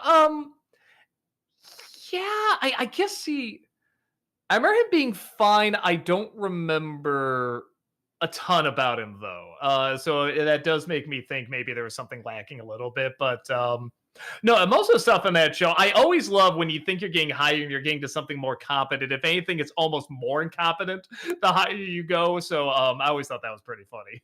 JAS, thank you for the $10 super chat. Hey, Doug, big fan for both of you. What's your favorite film genre and what's your favorite movie from within that genre? Thanks. Man, film genre. Maybe dark comedy might be it. And my favorite movie of all time is technically a dark comedy. It's Brazil. So yeah, I guess that counts. TDI Charlie Brown, thank you for the $5 super chat. Love the review. Emperor's New Groove is one of my all-time favorite comedies. Speaking of Disney, what's the new thing for Disney-cember this year? I literally just told someone so I can say it's Muppets. We're doing. We've done Muppets before, but we're doing like the older Muppet movies and stuff like that. So, which is not a big thing, but yeah, there's just we already have so many themes that are still a part of it. So yeah, that's what we can do this year. JL, thank you for the 500 bits. What did you think of the music choice for the fight scene with Deadpool and Wolverine in the car? Oh, I thought that was very fun. I love when he's smashing his head against the radio and every single station has a different Hugh Jackman musical. That is so funny. So funny. Movie Mike, thank you for the 500 bits. Which Timothy Dalton James Bond film do you think is better, Living Daylights or License to Kill? I'm trying to remember. I've seen them both. I like them a lot. I do confuse them.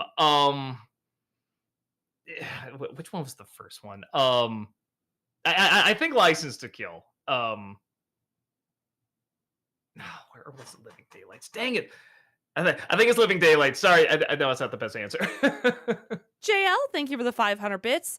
The variant of Wolverine I thought from Deadpool was the one from X-Men Apocalypse.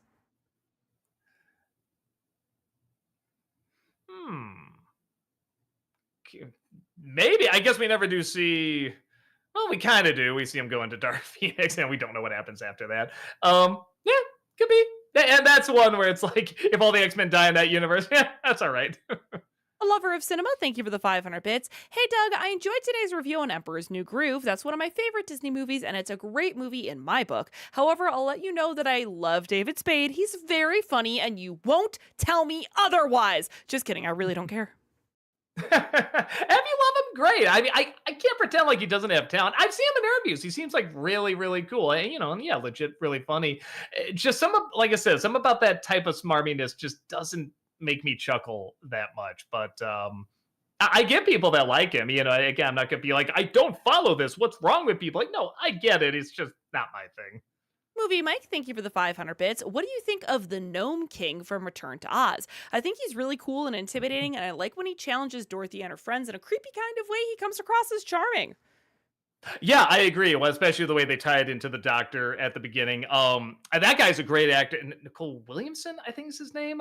He played Merlin in Excalibur, and he's still my favorite Merlin of all time. So good. Future movie actor, thank you for the $5 super chat. For an Oliver and Company remake, a few years ago, I thought of James Caan to play Sykes. Since he passed away recently, thought of Richard Jenkins. I could totally see. He kind of looks like him. When you said that, I said, I see James Caan as, it's like, I already know who you're going to say. Like, he looks really a lot like that guy. Richard Jenkins. Sure. But I don't want to remake. Just do something new. Movie Mike, thank you for the 500 bits. And Return to Oz, who's your favorite member of Dorothy's group? Belina, TikTok, Jack Pumpkinhead, or the Gump? Uh Maybe TikTok. I always found it interesting. He said he valued his lifelessness. He said, he's like, therefore, I'm not alive, thank goodness. And it's one of those things where he describes it. It's like, yeah, it doesn't sound all that great. Oh, yeah, you can easily die, and, you get distracted by other things. With me, you just program me to do something. I do it. It's very simple, very easy. It's like, yeah, when he puts it that way, it does sound kind of easier. I love that perspective. I thought that was very interesting. Blonde Adult, thank you for the 500 bits. This morning I woke up and saw Doug staring at me in bed, smiling and never blinking. When I asked him what he was doing there, he said, I was watching your dreams. I remember it, so you don't have to. Then he flew out of the window. Well, don't let anyone else know. Just between us. Sheesh.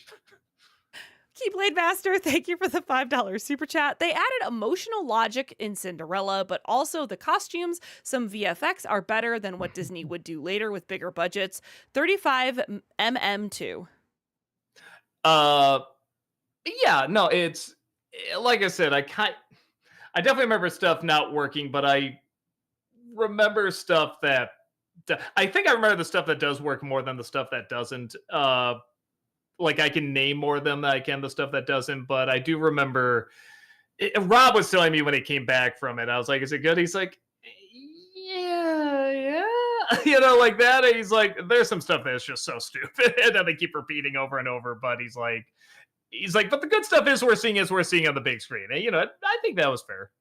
JL, thank you for the 500 bits. I watched a lot of Studio Ghibli movies back in 2020, starting with Whispers of the Heart and The Cat Returns. Ponyo, I still have not seen Howl's Moving Castle or Castle in the Sky. I do need, but just been trying to get back to normal life.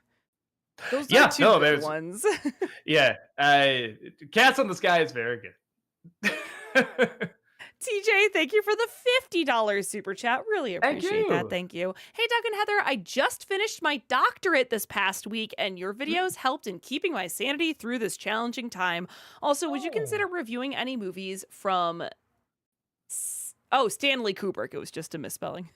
Gotcha. Well, congrats, first off. Yeah, and thank you for saying I kept your sanity. Usually I make people go insane, so it's very nice to hear. In terms of Stanley Kubrick, I don't know. Well, a lot of them I don't know what I could even review, because a lot of them have a lot of stuff that YouTube would not let me get by. I guess if I was gonna do anything, I'd do maybe The Shining. That's probably the easiest I could do, and even that's horror film and it's a bunch of blood and nudity and everything. But that'd probably be the closest to that might be fun. Actually, I gotta write that down. Okay, great. It's like I did the bad Shining miniseries. Like, why not do the good Shining movie? Viacom, thank you for the $5 super chat. Movie Mike, thank you for the 500 bits. In Return to Oz, what do you think of the scene where Dorothy is first attacked by the Wheelers? I think the actress playing Dorothy really sold how terrified any child would be in that situation. Any child was, man. I again, that's one of those movies I would watch over and over to be scared. I loved being scared by that movie, and the Wheelers were very, very freaky. Yeah, but I loved him. I mean, well, you can see the impact, stuff like that had. So yeah, I loved it. And I thought she did a very, very good job. That actress, I thought she both captured kind of the spirit of the original Dorothy. Judy Garland captured the spirit of her. Sometimes she sounds just like her, and then she also gave a little bit of like her own spin on it, and she felt enough like a real kid too. No, I thought she did a very good job. James, thank you for the $10 super chat. Besides the till the cows come home joke, another joke that has another layer to it is the trampoline joke mocking how Disney villains usually die by falling, so they let her live. Yeah, I never thought about it. I didn't even put that together. Like, yeah, huh. I don't know if it's like an obvious joke, but I'm sure like to them, they're like, yeah, they always fall. Let's put a trampoline down there. I can see that being a little in-joke to them. Yeah, that's funny. Never thought about that. Movie Mike, thank you for the 500 bits. What do you think of Ryan from The Boys? I can't remind myself which one. Yeah, I was it. thinking the same thing. I was like, wait, who is Ryan? Ryan The Boys.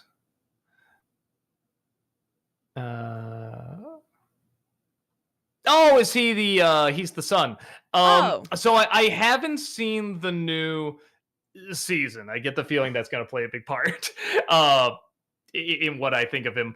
But fine, some of the stuff they do with him is a little forced in terms of like his relationship, his connection with a butcher and everything. It's sometimes it feels just a little too convenient to get him to go somewhere else, you know what I mean? But it works just well enough. Vampire Logic, thank you for the $5 super chat. Top 5 Netflix original shows.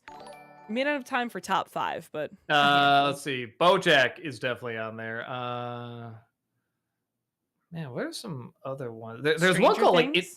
Things. Uh, yeah, sure. There's one called Intergalactic that I remember liking. Inside Job I liked. You like Love, Um, Death, Robots. Isn't that a Netflix yeah, original? yeah, I still do. Man, we did the new season though. Oh, I It's haven't watched not the new good. season. It's surprisingly not good. Weirdly not good. But all the other ones, yeah, we're usually really good. Yeah, a lot of the anthology series, I like. Oh, and the first season of Human Resources, I really liked. Future movie actor, thank you for the $5 super chat. Audiences probably find Sykes. Oh, Kimmy Schmidt. I can't forget Kimmy Schmidt. I'm sorry, that show is great. Oh, I God, love that Kimmy show. Schmidt. Good stuff. Audiences probably find Sykes so interesting as a villain because aside from being dark is while human, he hulks, ravages, and moves very animalistically. Yeah, I can see that because he has a very big design and everything. Yeah, no, I see that. Protoform, thank you for that 3-month subscription over on Twitch. Welcome back. Thank Appreciate you. that. I'm a big fan of the channel Awesome Group. We're a big fan of you. Thank you. We're a big fan of you being a big fan. Will, thank you for the $5 super chat. Hey, Doug, I apologize, but I believe you gave me your 3 favorite Simon Pegg roles instead of who I originally asked for, which was Sean Penn. Oh, I'm sorry. I heard Simon Pegg. Boy, Sean Penn. That I gotta look up. A horrible confession. Okay, no. Dead Man Walking. He is very good in that. What else? I'm not the biggest Sean Penn guy. Just as an actor, I don't hate his movies at all. Or his performances. They just don't do that much for me. And some of them I haven't seen. I haven't seen Milk. I haven't seen Mystic River. I mean, I can't just say I can't just say that movie. He was in Persepolis? Man, this is gonna take a minute. Just go ahead and maybe go on to the next question here. Trip, thank you for the $5 super chat. Hey, Doug, I saw Rockbiter in Fantasia this Memorial Day, and he told me to tell you to get your motor running and head out on the highway. Was that the same? No, it can't be the same voice actor. Was it the one from 3, or was it always the same guy? Huh?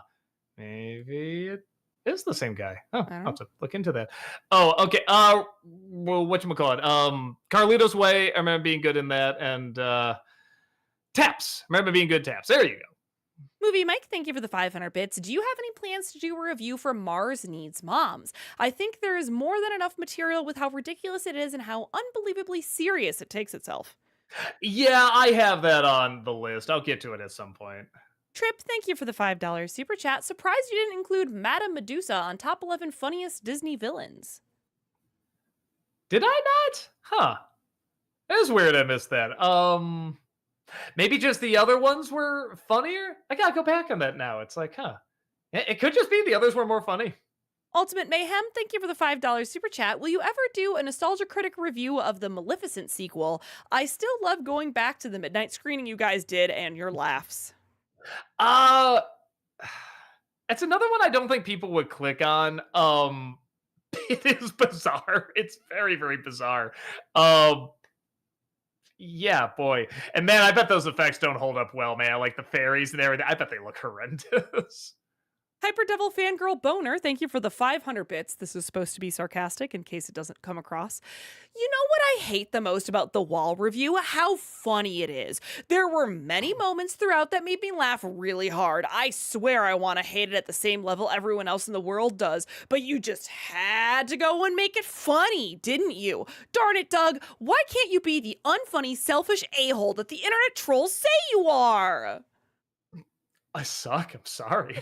I'll try to be a better a-hole. JL, thank you for the 500 bits. Do you think Korea should have ended up with her first crush or his brother? What's the Korea? I don't I think it Spell might it. be a typo. It's Korea. Korea. Yeah, Korea. I thought Korea character. They're saying from Avatar. They're trying to say Korra. Ah, okay. Korra. Got it. Oh, the E is next to it. Look at that. Okay.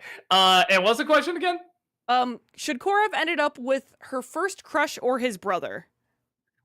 Oh, neither interested me. Honestly. I'd almost say the first crush just because there'd be more comedy with it, but neither one really interested me.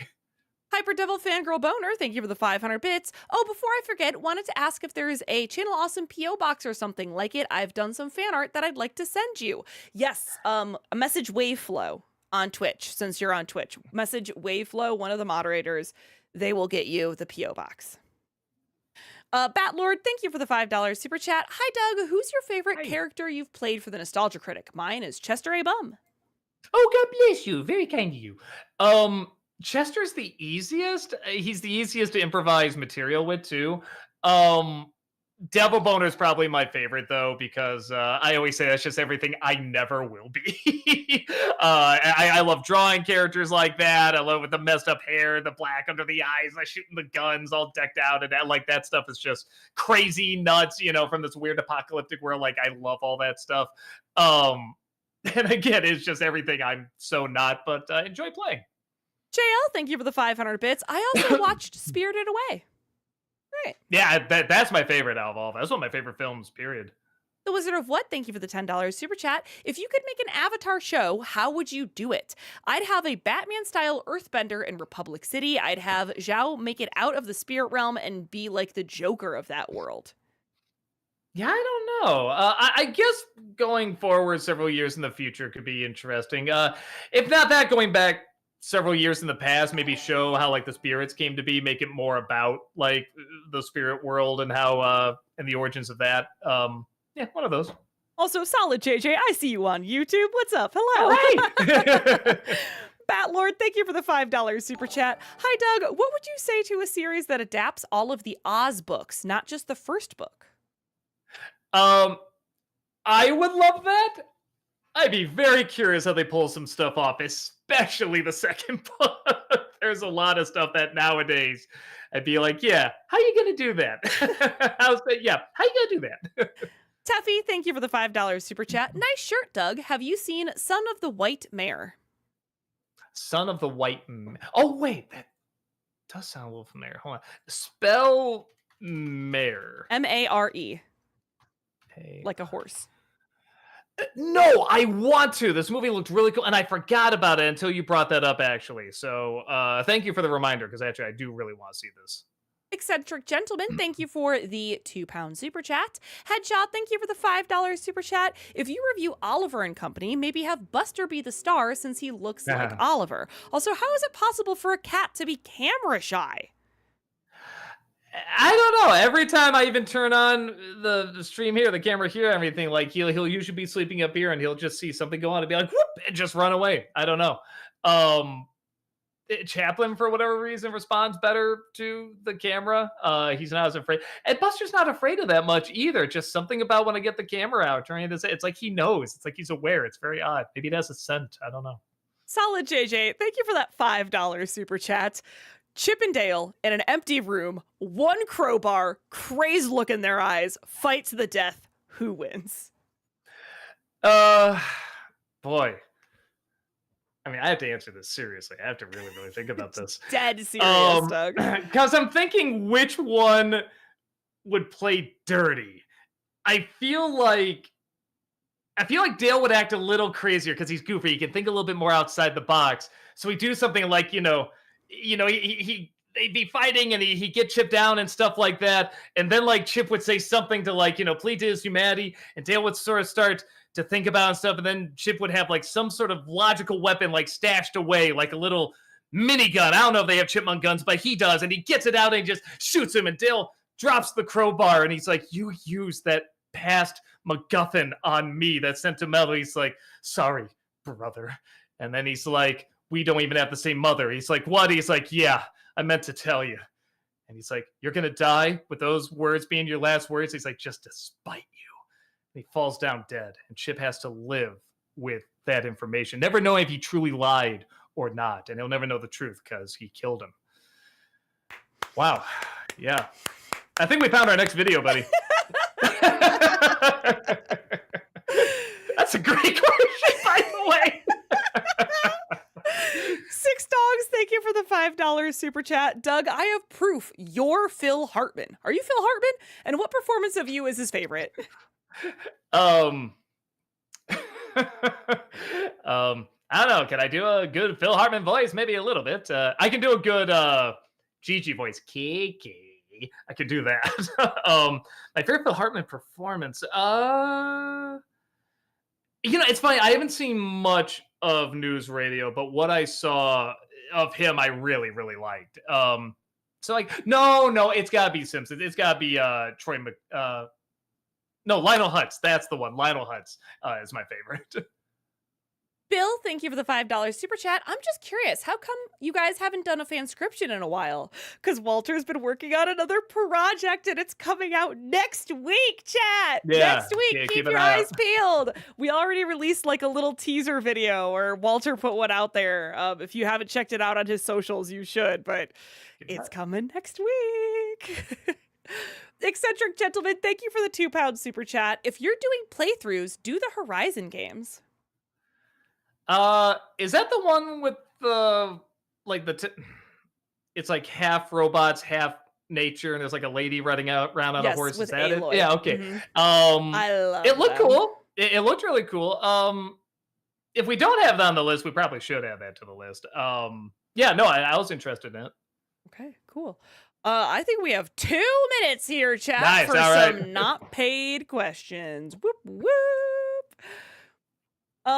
Let's see. Blabble Black over on Twitch asks, since Lilo and Stitch is back in the spotlight, I want to ask you, what are your thoughts on Elvis Presley? I personally prefer the jumpsuit era over the 50s era. I'm not a huge Elvis guy, which is part of why I was so shocked I liked that Elvis movie that came out recently, because I think it is a send up to the kitsch and the legend. It's not supposed to be what his life was really like. I think that's very, very important. But he did some songs that I do like Unchained Melody quite a bit. July Media over on YouTube asks, what's the saddest moment from Amphibia? To me, it's the series finale. Yeah. I'll actually say the finale, the season prior.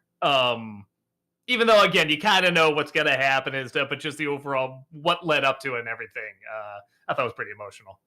Master Mario over on Twitch says, do you like true crime? I can also relate in a way. I've made a few true crime videos on both my channels, and they take a lot of research, getting pictures and videos, background music, writing a script, recording, editing. It takes work. They don't get a lot of views, but I like making them. I got really into Forensic Files, if that counts, but something happened where I just thought too much about the people that died, and I got too depressed. That's not to say, if you're watching, shame on you, you should be. It's like, no, yeah. I get it. We want to understand how people can do this and understand the mindset, and that, probably anyone under the right circumstances can fall to this mindset. So it's important to understand. But yeah, I just get too depressed thinking about the people, that were killed. Super Mario Jack over on YouTube says, hey Doug, do you think you'll do a Nostalgia Critic on the Goosebumps movie starring Jack Black? Maybe. It didn't do much for me. I'm not a big Goosebumps guy, but that is one that probably would do well, so maybe it will at some point. Shigu Hyena over on Twitch says, Doug, I love all your reviews. Will you do a review of Bad Guys 2, and what do you think of it so far? It looks like fun. I mean, it looks like a standard sequel, to that movie, but it was making me laugh. I think the first one didn't quite work for me, but it's another one of those where if you ask me on a different day, I might say I like it fine. You know what I mean? So, yeah, no, I'm curious to check it out. All right, and this one might have to be our last one here. Bat Lord over on YouTube asks, who's your favorite Batman villain? Joker. I'm sorry. It's such a cliche, but like he I is mean, just so cool. I'm yeah, sorry. yeah, no, you don't need to apologize, Doug. It's okay. You don't need to apologize for being correct. No, I'm kidding. All right, everyone. Well, thank you so much for joining us here today. As usual, we super appreciate it. We literally could not do this stream without you, without your questions and all the engagement that we get. So we appreciate you. Thank you. Thank you. We do have content over on Twitch 5 days a week, so go check us out over there. Malcolm will be on tomorrow, and Doug will be back on both YouTube and Twitch on Friday playing more of Claire's story for Resident Evil 2, which honestly, you've been going through pretty Hey, man. well. Yeah. It's almost like I played the game before. It's almost So, like you've seen some of these puzzles before. So yes, come and join us for that. Have a great rest of your evening or day or whatever it is for you, because time zones, man. And we will see y'all later. Bye. bye-bye.